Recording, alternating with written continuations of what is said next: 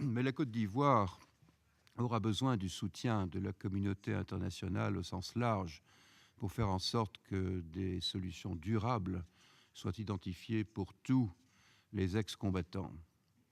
Il y a du reste un risque réel, si l'on se base sur les leçons tirées de la crise, un risque réel qu'en l'absence de telles solutions pour ces éléments, ils puissent devenir à nouveau une menace pour les droits de l'homme et une menace pour la stabilité de la Côte d'Ivoire et de la sous-région, car ils sont toujours susceptibles de reprendre les armes si l'occasion en surgit.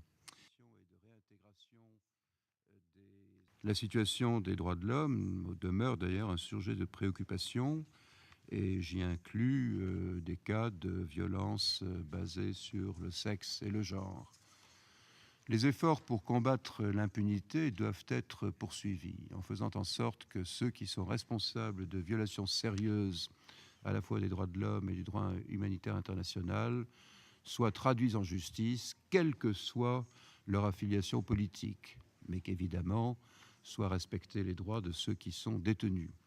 Une priorité clé pour le président. Les divisions politiques sont profondes et les réseaux associés à l'ancien régime, dont le but est de déstabiliser le gouvernement, subsistent. La présence de mercenaires, d'anciens combattants et d'autres éléments armés, la circulation incontrôlée d'armes, les activités criminelles, la violence entre les communautés, tout ceci demeure des sujets de préoccupation.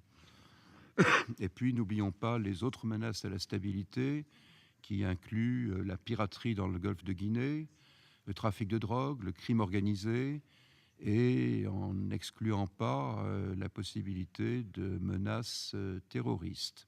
Le désarmement et la démobilisation de 30 000 combattants. La présence de l'ONUCI en Côte d'Ivoire demeure essentielle, et en particulier en ce qui concerne les priorités centrales que sont la protection des civils, le désarmement, la démobilisation et la réintégration des ex-combattants et la réforme du secteur de sécurité.